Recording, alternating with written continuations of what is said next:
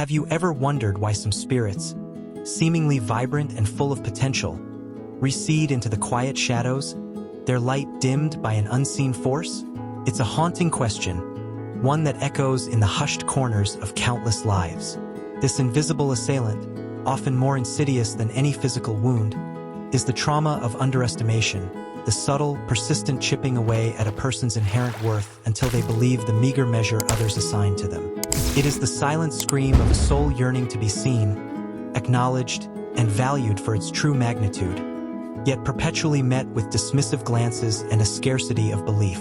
This initial wound, often inflicted in the tender years of formation, creates deep fissures in the foundation of self, leaving behind a landscape of self-doubt and unexpressed brilliance.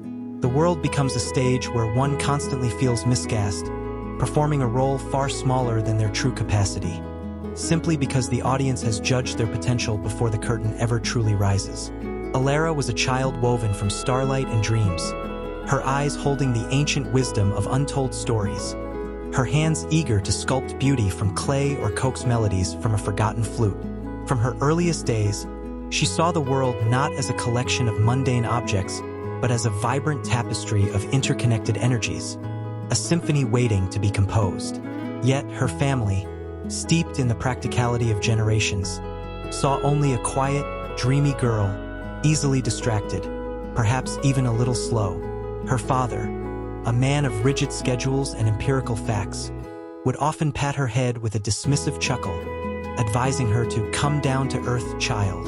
Her mother, overburdened by the demands of a large household, saw Alara's imaginative flights as fanciful escapism rather than burgeoning creativity. Alara's intricate drawings, rich with mythical creatures and cosmic landscapes, were praised with a polite, almost pitying, "How quaint," before being tucked away in a drawer, never displayed, never truly seen. The school, too, reinforced this narrative. Her teachers, focused on rote memorization and quantifiable achievements, found her unconventional approaches to problem-solving perplexing. When she presented a mathematical solution through an elaborate, self-devised visual metaphor, she was marked down for not following the prescribed method. The message was clear, though unspoken. Her way of being, her unique way of seeing, was not merely different, but less. The subtle dismissals accumulated like fine dust, eventually obscuring the radiant child within. Alara learned to shrink herself, to mute her vibrant inner world, to dim her light lest it prove too inconvenient or incomprehensible for those around her.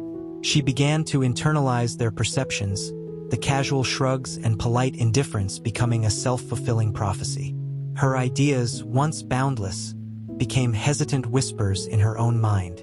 Her hands, once eager to create, now hesitated, paralyzed by the fear of inadequacy. This gradual erosion of self-worth began to manifest in tangible ways. In college, she chose a safe major, one that promised stability and predictability, rather than the arts she secretly yearned for. She pursued a career that offered comfort but no true passion, a golden cage that stifled her spirit with each passing year. The silent scream intensified, a constant, low thrum beneath the surface of her outwardly compliant life. She found herself seeking validation in external achievements, chasing promotions and accolades, hoping that if she could just prove her worth in the conventional sense, the hollow ache inside would finally dissipate. But each success, though briefly satisfying, left her feeling emptier than before. The world saw a successful, competent woman, but Alara felt like an imposter, a shadow of the person she knew she was meant to be. The turning point arrived subtly, as most profound shifts often do. It wasn't a grand epiphany, but a series of quiet moments, like faint tremors before an earthquake. One evening, alone in her meticulously organized apartment, Alara stumbled upon an old box of her childhood drawings. As she sifted through the faded paper, she saw them, the vibrant creatures, the swirling galaxies, the bold strokes of a fearless imagination. A pang, sharp and unexpected, pierced through her carefully constructed facade. It was the echo of that silent scream, finally demanding to be heard. The artwork, once dismissed, now spoke to her with an undeniable truth. This was her. This untamed, imaginative spirit was the essence that had been forced into dormancy. The recognition was a revelation, but also a source of immense grief. She saw the years she had spent suppressing her true nature, the dreams she had allowed to wither on the vine, all because she had bought into the narrative of her own insignificance. The pain was almost unbearable, a raw wound of unlived potential. This painful confrontation with her past ignited a fierce, quiet rebellion within her. She began to explore the very nature of this pervasive feeling of underestimation. She delved into the works of thinkers like Carl Jung, finding solace and profound insight in his concepts of the shadow and individuation. She recognized that the dismissal she had experienced in childhood had become externalized projections of her own burgeoning shadow, the unrecognized and unvalued aspects of herself that society had deemed unacceptable. Her creativity, her intuition, her deep connection to the nonlinear world. These were the parts of her that had been relegated to the darkness. The journey of individuation, Jung proposed, was the process of integrating these unconscious elements, of becoming a whole, complete self. For Alara, this meant reclaiming her artistic spirit. She started small, sketching in a forgotten notebook, then moving to paints tentatively at first, then with increasing confidence. The act of creation became a form of shadow work, bringing forth the repressed aspects of her psyche, allowing them to breathe and flourish. The external world, of course, did not immediately reflect her internal transformation. There were still moments when her ideas were met with a polite nod and nothing more, or when her creative pursuits were deemed hobbies rather than vital expressions of her being. But now, Alara had a new lens through which to view these interactions. She understood that these dismissals were often not about her inherent worth, but about the limited perceptions and unconscious projections of others. She began to practice a form of stoicism, not in the sense of suppressing emotion, but in cultivating inner resilience and distinguishing between what she could control and what she could not. She could not control how others perceived her, but she could control how she perceived herself. She learned to embrace the wisdom of Epictetus, recognizing that true freedom lay in the mastery of one's own inner world, independent of external validation. This was not a passive acceptance of underestimation, but an active, conscious choice to value herself, regardless of the outer world's mirrors. Alara's journey exemplifies the plight of the soul archetypally known as the undervalued innovator or the unseen artist. This individual, often possessing a unique vision or an unconventional approach to life, finds their intrinsic worth and potential consistently overlooked or dismissed by a world that values conformity and easily measurable outcomes. The central theme woven through their experience is the profound pain of unrecognized genius and the slow, insidious erosion of self-worth that follows. Psychologically, this character often struggles with a pervasive sense of inadequacy, an internalized critic echoing the societal judgments they have faced. Their rich inner world, often their greatest asset, becomes a source of isolation rather than connection, as they learn to guard their true self from a world that seems ill-equipped to comprehend it. Yet, within this archetype lies immense potential for profound transformation. The solution lies in a radical act of self-reclamation, a courageous journey into the depths of one's own psyche, guided by the principles of individuation. For you, if this resonates, the path forward begins with a conscious confrontation of your own internalized narratives of underestimation. Ask yourself, whose voices are you still hearing? What unexamined beliefs about your capabilities are you holding on to simply because they were assigned to you by others? Begin the arduous but ultimately liberating work of shadow integration, acknowledging and embracing those aspects of yourself that have been deemed unacceptable or unimportant by external forces. Perhaps it is your wild imagination, your unconventional intellect, your deep empathy, or your fierce independence. Give these exiled parts a voice, a space to breathe, a canvas upon which to manifest. Cultivate an unwavering inner gaze, one that sees your inherent value irrespective of external accolades or dismissals. Remember the words of Marcus Aurelius: "The soul becomes dyed with the color of its thoughts." Let your thoughts be saturated with the vibrant hues of your true self, not the muted tones dictated by others' limited perceptions. This journey requires immense courage, for it means standing alone, perhaps for the first time, in the full radiance of your authentic being. But know this: the world truly comes alive when you finally allow your silent scream to transform into a resounding anthem of self-worth. Embrace your unique brilliance, for it is not a flaw, but your most profound gift to yourself and to the world. What would you think if I told you that the act of underestimation, while deeply wounding, often stems not from a deliberate malice, but from a profound human tendency to project one's own internal landscape onto others? This isn't to diminish the pain, but to unearth its psychological roots. The second common facet of the trauma of underestimation is precisely this: the unconscious burden of carrying someone else's unfulfilled potential, their unaddressed fears, or their own limited beliefs, all unwittingly placed upon your shoulders. It is the insidious weight of being seen through a distorted lens, a reflection of another's inner world, rather than the pure, unblemished image of your own essence. This dynamic creates a suffocating emotional cage, where your true capabilities remain obscured, not because they are absent, but because the space for them to emerge has been occupied by the projections of another's unintegrated shadow. Anya grew up under the imposing shadow of her mother, a woman of formidable intellect and fiercely unmet ambitions. Anya's mother, Martha, had once dreamed of being a renowned scientist, but societal constraints and familial expectations had funneled her into a more conventional, albeit successful, career.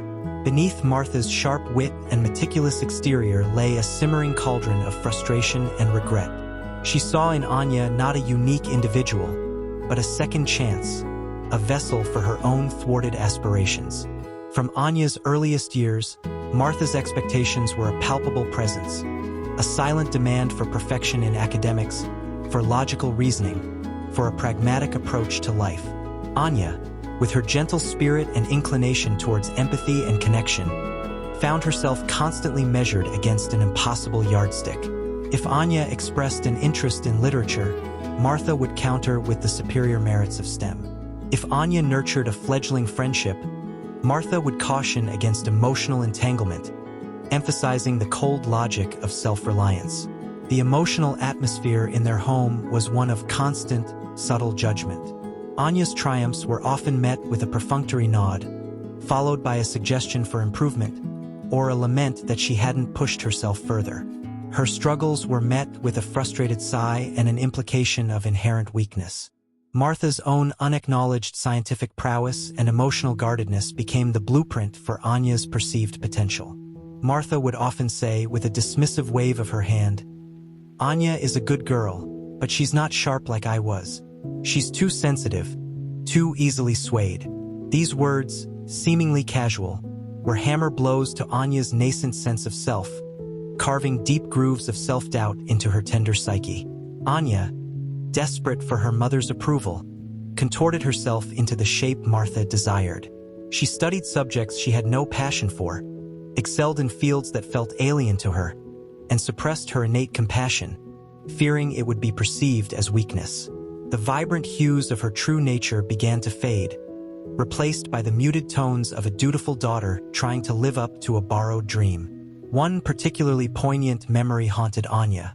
She was 15 and had spent weeks meticulously planning and executing a community project, organizing a local cleanup drive that brought together disparate groups and fostered a sense of unity. It was an undertaking that showcased her remarkable organizational skills, her ability to inspire cooperation, and her profound care for her environment. When she proudly presented her results to her mother, Martha merely glanced at the meticulously compiled report, then said, "That's nice, dear, but imagine what you could achieve if you applied that same discipline to your physics homework. You have a test next week, don't you?" The air went out of Anya's lungs. The immense pride she had felt shriveled into a tiny, shamed knot in her stomach. It was as if her accomplishment simply didn't register, or rather, it was immediately reinterpreted through the lens of Martha's own unfulfilled intellectual ambitions. This wasn't just a lack of recognition. It was a profound invalidation, a direct message that her efforts, unless aligned with Martha's internal blueprint, were worthless. Years passed, and Anya, now a young woman, found herself trapped in a career that felt like a foreign language. She was successful by external metrics, a respected professional, but the silent scream of underestimation was now a dull roar, a constant ache in her soul. She experienced burnout, a deep sense of meaninglessness, and a pervasive feeling of being profoundly misunderstood. Her relationships, too, suffered. She unconsciously sought partners who would either validate her perceived intellectual shortcomings or reinforce her emotional guardedness, mirroring the dynamic she had with her mother. She became a master of emotional containment, fearing that any display of vulnerability or genuine emotion would be met with Martha's dismissive judgment. The weight of Martha's projected unmet potential had become Anya's own perceived inadequacy, hindering her ability to truly individuate and express her authentic self. The rupture came in the form of a quiet crisis, a profound psychological exhaustion that left Anya unable to continue living a life that felt so fundamentally untrue. She began to seek therapy, a brave step towards untangling the complex web of her inherited emotional burdens.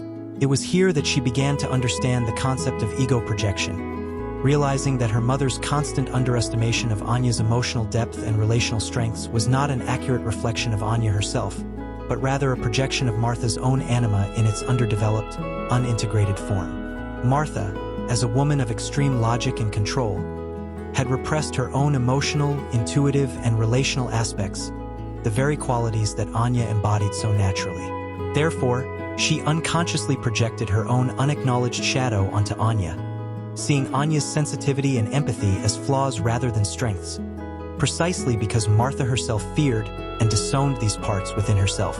This understanding was a seismic shift for Anya. It was painful to recognize that her mother's actions, while hurtful, were not born of malice, but of her own internal struggles. This insight, however, was also liberating. It allowed Anya to begin the process of separating her true self from the projected narratives of her mother. She began to embark on her own journey of individuation, painstakingly identifying what was truly hers and what was Martha's unlived life. She started to nurture her long-suppressed emotional intelligence, to trust her intuition, and to engage in relationships that valued her whole self, not just her intellectual achievements. She found profound strength in the philosophy of Stoicism, particularly Seneca's teachings on distinguishing between what is within our control and what is not. She could not control her mother's projections, but she could control her response to them and, crucially, how she chose to define herself. This was a long, arduous process, marked by moments of profound grief for the childhood she never had, but also by exhilarating moments of self-discovery and reclaiming her innate power. Anya's story illuminates the archetype of the empathic suppressed, a soul whose natural inclination towards connection, intuition, and emotional depth is systematically devalued or even pathologized by an environment that prioritizes logic, detachment, or external achievement. The core theme here is the trauma of projected limitation, where one's authentic self is obscured by the unintegrated shadow of another, leading to a profound sense of not being enough in the ways that truly matter to them. Psychologically, this character often grapples with a deeply ingrained need for external validation, believing that if they can just fix themselves to fit the projected ideal, they will finally be seen and loved. They carry a heavy burden of other people's unconscious psychological material, making it difficult to discern their own desires and strengths from the imposed narrative. For you, if Anya's silent scream echoes within your own experience, the healing begins with a courageous inquiry into the source of the underestimation you have faced. Is it possible that the dismissals you encountered were not reflections of your inadequacy, but rather unconscious projections from those who were unable or unwilling to acknowledge similar traits within themselves? Perhaps your emotional intelligence intimidated someone who struggled with their own feelings. Perhaps your creativity threatened someone who felt creatively stifled.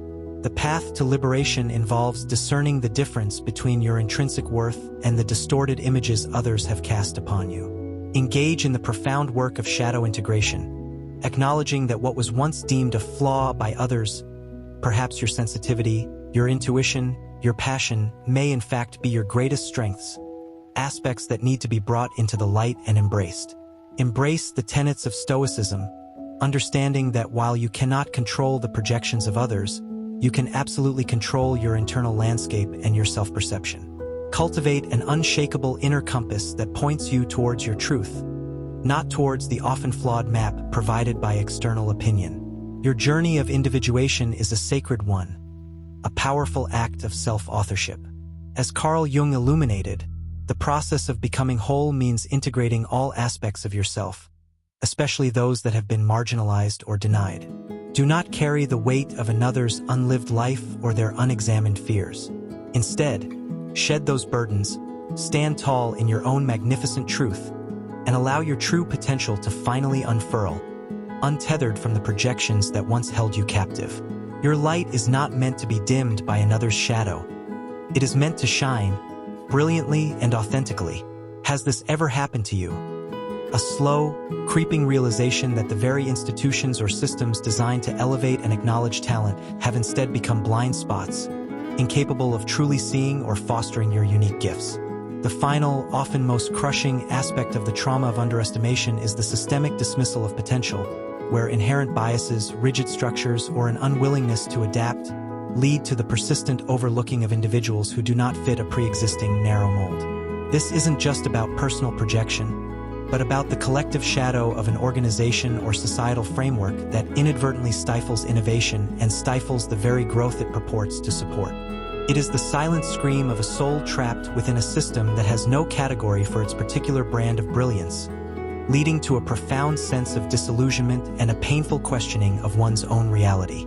Serafina was a visionary architect, but her vision often transcended the rigid confines of conventional design. While her peers meticulously crafted blueprints that adhered to established norms, Serafina saw buildings as living entities, breathing structures that could harmonize with nature, respond to human emotion, and tell stories of the land they occupied. Her designs incorporated biomimicry long before it became a popular buzzword, and she championed sustainable materials with an almost spiritual fervor. After graduating with honors, she joined a prestigious architectural firm, one lauded for its innovation, yet steeped in a deeply hierarchical and traditional approach to practice. The atmosphere was one of quiet competition, where subtle cues reinforced conformity and discouraged radical departure from established methods. From the outset, Serafina felt a dissonance.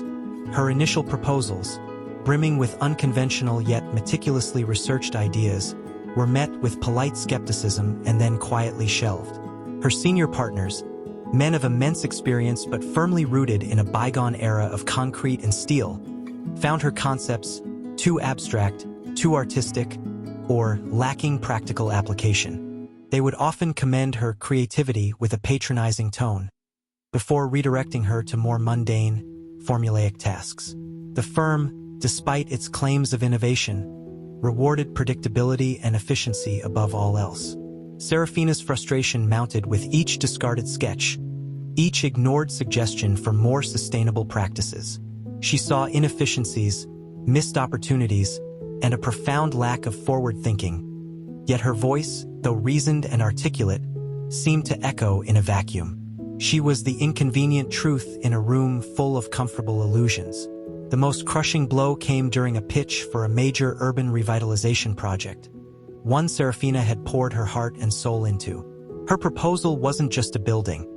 It was an integrated ecosystem designed to foster community, enhance biodiversity, and promote well-being. She envisioned green spaces interwoven with residential areas, rainwater harvesting systems, and community gardens on every rooftop. It was a holistic masterpiece, a testament to her unique approach. During the presentation, one of the senior partners interrupted her with a dismissive wave, stating, "While Serafina's ideas are certainly interesting, they are not economically viable for this scale. We need to focus on tried and true methods." The client, influenced by the partner's authoritative tone, nodded in agreement. The project was ultimately awarded to a more conventional design team within the firm, one that produced a soulless, albeit functional, concrete structure.